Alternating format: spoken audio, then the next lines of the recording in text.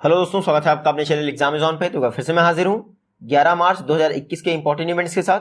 आप पूरा वीडियो ध्यान से देखें क्योंकि लास्ट में आपको 2 क्वेश्चंस के जवाब देने हैं। आज का पहला क्वेश्चन है UN Congress on crime prevention and criminal justice, इसका 14वां एडिशन कहाँ पर ऑर्गेनाइज किया गया है? तो UN Congress on crime prevention and criminal justice, इसका 14th एडिशन जापान में ऑर्गेनाइज किया गया है। कहाँ पे? जापान में। ये देख लीजिए, जापान के क्योटो शहर में UN Congress on crime prevention and criminal justice का 14वां एडिशन ऑर्गेनाइज किया गया है। इसका पहला एडिशन कहाँ हुआ था? जिनीवा, स्विट्जरलैंड में ऑर्गेनाइज हुआ था। याद रखिएगा, इस बार जो 14वां एडिशन ऑर्गेनाइज हुआ है इसको हाइब्रिड फॉर्मेट में ऑर्गेनाइज किया गया है। और डिस्कशन क्या हुआ? देखिए, क्रिमिनल जस्टिस और इंटरनेशनल कोऑपरेशन कैसा होना चाहिए क्राइम प्रिवेंशन के लिए, इस पर डिस्कस किया गया है। तो याद रखिएगा, 14th एडिशन हुआ है UN Congress on crime prevention and criminal justice का। कहाँ पे? जापान के क्योटो में। इसके पहले जो 13th एडिशन हुआ था वो कहाँ हुआ था? वो कतर की कैपिटल दोहा में हुआ था। याद रखिएगा, ये जो UN Congress on crime prevention and criminal justice है, इसको ऑर्गेनाइज कौन करता है? तो इसको ऑर्गेनाइज किया जाता है UN office on drug and crime द्वारा। UN office on drug and crime की बात करें तो 1997 में स्थापना हुई थी।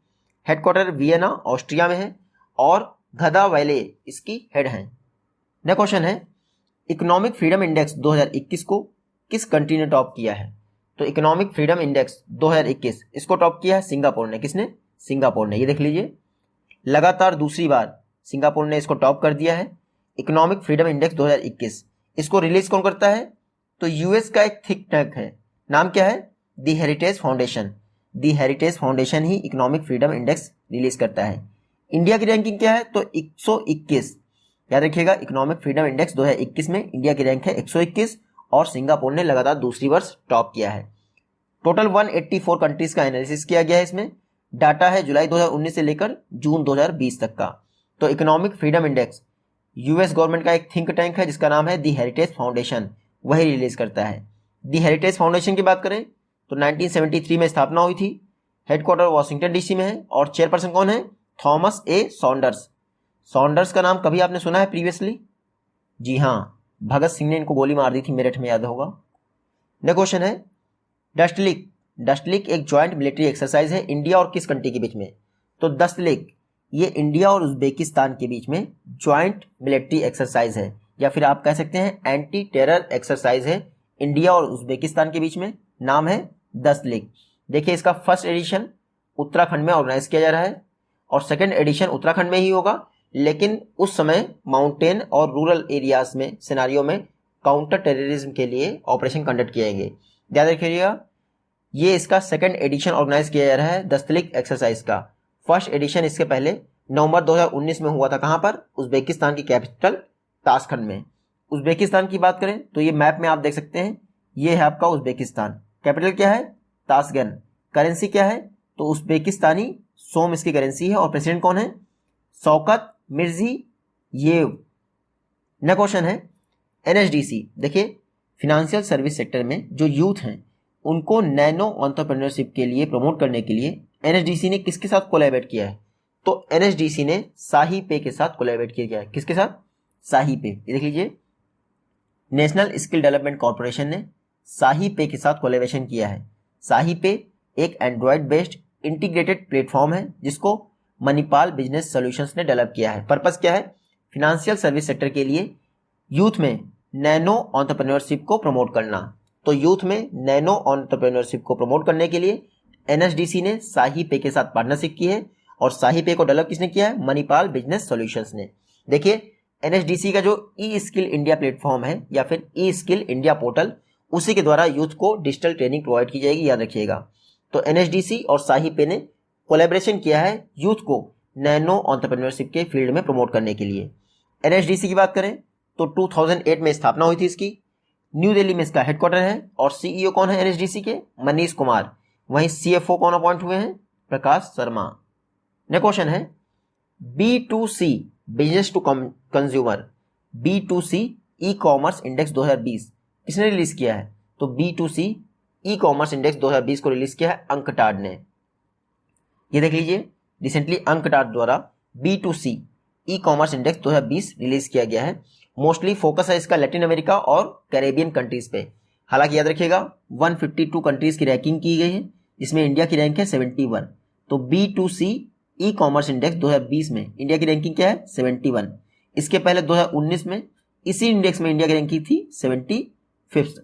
तो इंडिया ने इंप्रूव किया है B2C ई कॉमर्स इंडेक्स 2020 में।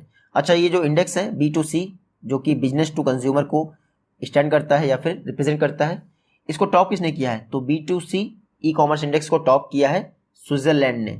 लास्ट टाइम नीदरलैंड ने टॉप किया था, इस बार स्विट्जरलैंड ने इसको पीछे छोड़ दिया है। देखिए, जो टोटल स्विस पॉपुलेशन है यानी स्विट्जरलैंड की जो पॉपुलेशन है, 2019 के दौरान 97% लोगों ने इंटरनेट आसानी से यूज़ किया है। इसका परिणाम क्या हुआ? जो आपका B2C यानी business to consumer e commerce index है, वो बताता है कि 2018 में जो ई कॉमर्स मार्केट थी या फिर ऑनलाइन शॉपिंग थी, वो $4.4 ट्रिलियन की गई ग्लोबली। 2017 से ये 7% का ग्रोथ है। अंकटाड की बात करें, United nation conference on trade and development 30 दिसंबर 1964 को स्थापना हुई थी। हेडक्वार्टर इसका जिनीवा में है। सेक्रेटरी जनरल कौन है? इसाबेले ड्यूरंट। नेक्स्ट क्वेश्चन है, डेनमार्क के कोलैबोरेशन की मदद से यानी डेनमार्क से कोलैबोरेट करके डेयरी सेक्टर के लिए एक सेंटर ऑफ एक्सीलेंस किस इंडियन स्टेट में स्थापित किया रहा है? तो डेनमार्क की मदद से डेयरी सेक्टर के लिए एक सेंटर ऑफ एक्सीलेंस राजस्थान में स्थापित किया जा रहा है। कहाँ पे? राजस्थान में। ये देख लीजिए, डेनमार्क की मदद से डेयरी सेक्टर के लिए एक सेंटर ऑफ एक्सीलेंस राजस्थान में सेटअप किया जा रहा है। जो इंडिया में डेनमार्क के एम्बेसडर हैं, नाम है फ्रेडी स्वाने। याद रखिएगा, फ्रेडी स्वेन, सॉरी स्वाने नहीं, फ्रेडी स्वेन। रिसेंटली इन्होंने राजस्थान के चीफ मिनिस्टर अशोक गहलोत से बातचीत की कि एक सेंटर ऑफ एक्सीलेंस स्थापित करना चाहिए जो कि डेयरी इंडस्ट्री से रिलेटेड होगा। तो याद रखिएगा, राजस्थान में डेयरी इंडस्ट्री से रिलेटेड एक सेंटर ऑफ एक्सीलेंस स्थापित किया जा रहा है डेनमार्क की मदद से। राजस्थान की बात करें तो एरिया वाइज इंडिया का लार्जेस्ट स्टेट है। आपसे एग्जाम में कई बार पूछ लेते हैं ना कि एरिया वाइज इंडिया का लार्जेस्ट स्टेट कौन है, तो राजस्थान है। सीएम है अशोक गहलोत और गवर्नर कौन है? कलराज मिश्र। और ये देख लीजिए, राजस्थान से जो पाकिस्तान को सीमा रेखा डिवाइड करती है उसका नाम क्या है? Red Cliff line. देखिए, रेड क्लिफ लाइन 2 कंट्रीज के लिए है, पाकिस्तान से भी हमें अलग करता है यानी इंडिया को, और बांग्लादेश से भी अलग करता है। नेक्स्ट क्वेश्चन है, रिसेंटली त्रिवेंद्र सिंह रावत जी द्वारा रिजाइन कर दिया गया है सीएम पोस्ट से। आपको पता है वो किस इंडियन स्टेट के चीफ मिनिस्टर थे? तो त्रिवेंद्र सिंह रावत जी ये उत्तराखंड के चीफ मिनिस्टर थे। रिसेंटली इन्होंने रिजाइन कर दिया है। देख लीजिए, ये हैं त्रिवेंद्र सिंह रावत। इन्होंने उत्तराखंड के सीएम पोस्ट से रिजाइन कर दिया है क्योंकि रिसेंटली दिल्ली बुलाए गए थे। दिल्ली बुलाए गए तो दिल्ली में इनको झाड़ा गया होगा, भैया हटो, आप जो है ढंग से काम नहीं कर रहे हैं। तो उसको देखते हुए त्रिवेंद्र सिंह रावत जी ने रिजाइन कर दिया है और तीरथ सिंह नए चीफ मिनिस्टर भी बन गए हैं। हालांकि वो मैं कल आपको पढ़ाऊंगा। देखिए, 2017 में इलेक्शन जो हुए थे उसमें बीजेपी ने लगभग 57 सीटें हासिल की थी, तो मेजोरिटी बहुत बेहतरीन है, कोई टेंशन नहीं है। लेकिन त्रिवेंद्र सिंह रावत जी का काम अच्छा नहीं था तो रिसेंटली इस्तीफा मांग लिया सेंट्रल गवर्नमेंट ने। मतलब कि बीजेपी के जो बोर्ड मेंबर्स हैं उन्होंने रिसेंटली बीजेपी के जो लीडरशिप है उसमें जेपी नड्डा और रमन सिंह जो कि फॉर्मर सीएम हैं छत्तीसगढ़ के, उनको भेजा गया था उत्तराखंड कि भैया देखो जाके क्या हो रहा है। तो उन्होंने त्रिवेंद्र सिंह रावत से बोला भैया तुम तो हट ही जाओ, ठीक है। तो त्रिवेंद्र सिंह रावत ने बेबी रानी मौर्य को अपना इस्तीफा दे दिया। उत्तराखंड के चीफ मिनिस्टर थे। उत्तराखंड चर्चा में क्यों है? देखिए, देश का पहला फॉरेस्ट हीलिंग सेंटर उत्तराखंड में रानीखेत के पास स्टैब्लिश किया जा रहा है। यह क्वेश्चन है, प्रेसिडेंट रामनाथ कोविंद जी द्वारा सिंगोरगढ़ फोर्ट के कंजर्वेशन के लिए फाउंडेशन स्टोन ले डाउन किया गया है। आपको बताना है सिंगोरगढ़ फोर्ट कहाँ पे है? तो एमपी में है सिंगोरगढ़ फोर्ट। ये देख लीजिए, प्रेसिडेंट रामनाथ कोविंद जी द्वारा सिंगोरगढ़ फोर्ट यानी सिंगोरगढ़ किले का जो कंजर्वेशन वर्क है उसकी फाउंडेशन स्टोन रख दी गई है। सिंगोरगढ़ फोर्ट कहाँ है? दामोह डिस्ट्रिक्ट, एमपी में, याद रखिएगा। इसके अलावा जबलपुर में आर्कियोलॉजिकल सर्वे ऑफ इंडिया का जो नया सर्किल है उसका भी इनॉग्रेशन किया है किसने? प्रेसिडेंट रामनाथ कोविंद जी। इसके अलावा दामोह डिस्ट्रिक्ट में ही एक जनजातीय सम्मेलन भी ऑर्गेनाइज किया गया है, उसको भी प्रेसिडेंट रामनाथ कोविंद जी द्वारा ही इनॉग्रेट किया गया है। तो ये तीनों चीजें याद रखिएगा, सिंगोरगढ़ फोर्ट, साथ ही साथ जनजातीय सम्मेलन और आर्कियोलॉजिकल सर्वे ऑफ इंडिया का नया सर्किल, तीनों को प्रेसिडेंट रामनाथ कोविंद जी द्वारा इनॉग्रेट किया गया है एमपी में। एमपी के सीएम कौन है? शिवराज सिंह चौहान। गवर्नर कौन है? आनंदीबेन पटेल।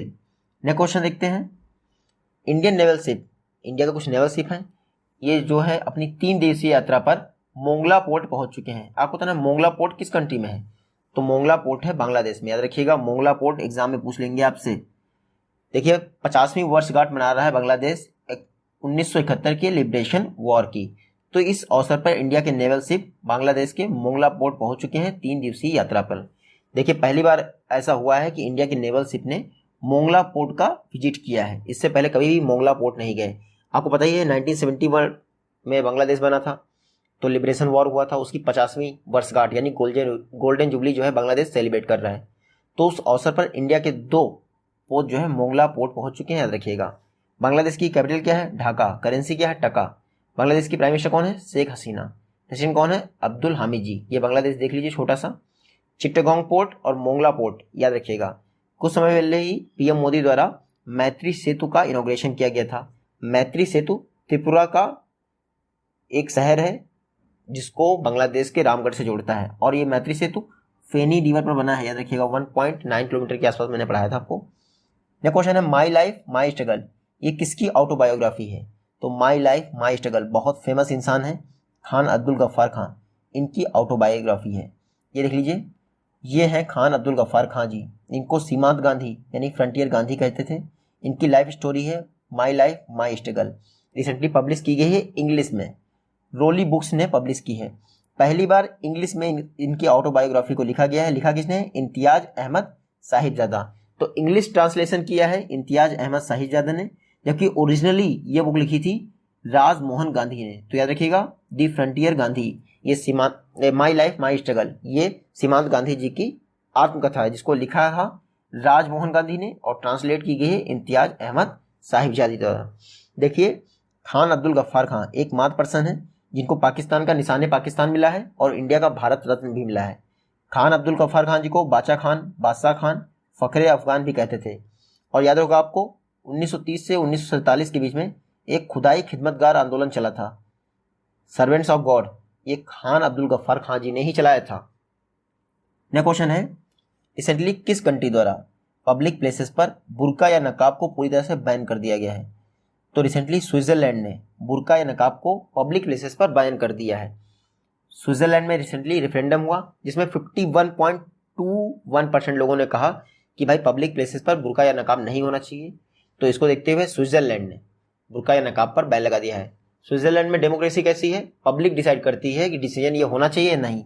तो इतनी अच्छी डेमोक्रेसी स्विट्जरलैंड में ही है। तो बुर्का या नकाब पर पब्लिक प्लेसेस में बैन कर दिया है स्विट्जरलैंड ने। तो अपने आप में ही काफ़ी चकित करने वाली बात है।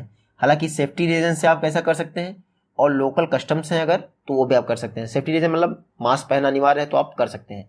ये मैप में देख लीजिए आप स्विट्जरलैंड। इसकी कैपिटल क्या है? बर्न। बर्न इसकी कैपिटल है। करेंसी क्या है? Swiss franc. और पीएम कौन है? यूएली मौरेर। नेक्स्ट क्वेश्चन है मनीष कौशिक, इन्होंने बॉक्सम इंटरनेशनल टूर्नामेंट में गोल्ड मेडल जीता है। आपको पता है बॉक्सम इंटरनेशनल टूर्नामेंट कहाँ ऑर्गेनाइज हुआ है? तो बॉक्सम इंटरनेशनल टूर्नामेंट ये स्पेन में ऑर्गेनाइज हुआ है। ये देख लीजिए, मनीष कौशिक हरियाणा के बॉक्सर हैं। इन्होंने बॉक्सम इंटरनेशनल टूर्नामेंट में क्या जीता है? गोल्ड जीता है, याद रखिएगा। डेनमार्क के निकोलाई को हरा दिया है इन्होंने। 2018 के कॉमनवेल्थ में सिल्वर मेडल जीता था ये मनीष कौशिक ने, और इस बार बॉक्सम इंटरनेशनल टूर्नामेंट में गोल्ड मेडल जीत लिया है। हरियाणा से बिलोंग करते हैं। 63 kg में इन्होंने गोल्ड मेडल जीता है। देखिए इस बार 35th एडिशन हुआ है बॉक्सम इंटरनेशनल टूर्नामेंट का। बॉक्सिंग टूर्नामेंट है, स्पेन में ऑर्गेनाइज हुआ है। मेन कैटेगरी में किसने जीता है? मनीष कौशिक ने, हरियाणा के हैं। और वुमेन्स कैटेगरी में हमारी पूजा रानी जी हार गई हैं। किससे हार गई हैं? तो यूएसए की नाओमी ग्राहम से हार गई हैं। बाकी हमारे लिए इंपॉर्टेंट नहीं है, बस इतना याद रखिएगा। यूरोपियन बॉक्सिंग कॉन्फेडरेशन इसको ऑर्गेनाइज करता है बॉक्सिंग इंटरनेशनल टूर्नामेंट को, और 2009 में इसकी स्थापना हुई थी।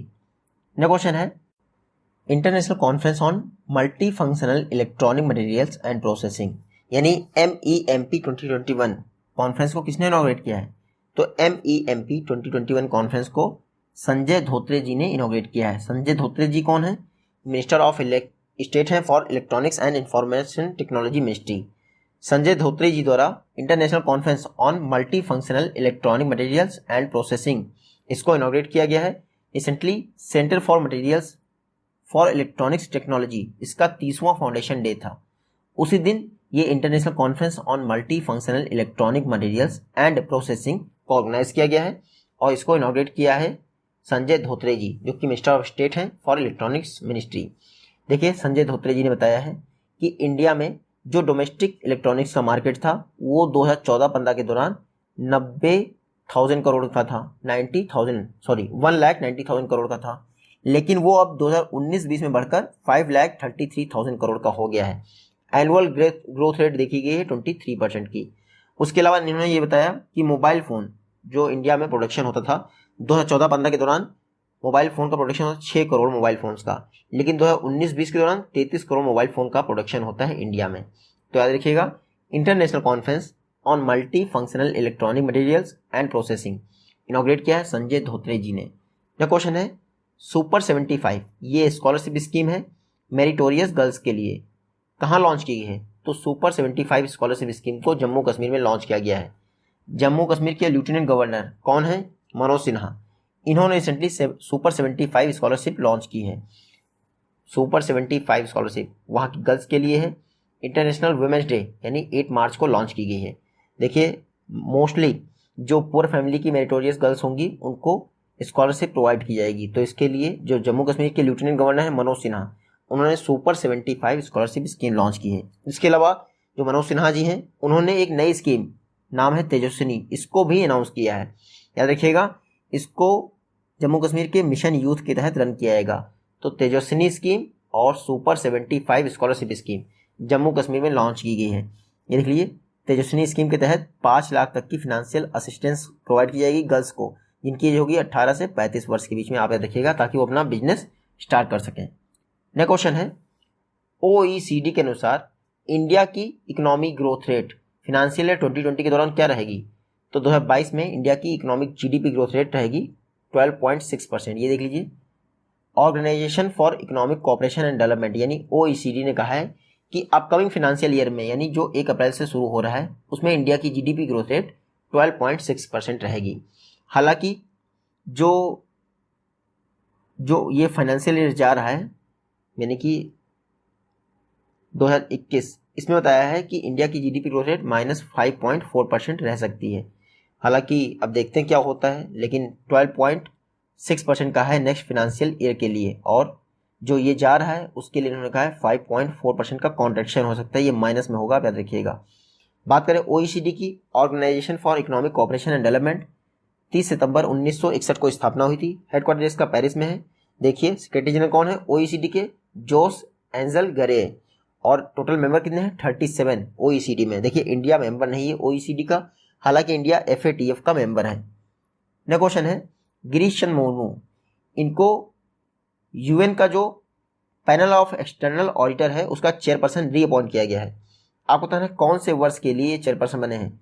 तो 2021 के लिए UN panel on external auditors, उसके चेयरपर्सन बनाए गए हैं गिरीश चंद्र मुर्मू।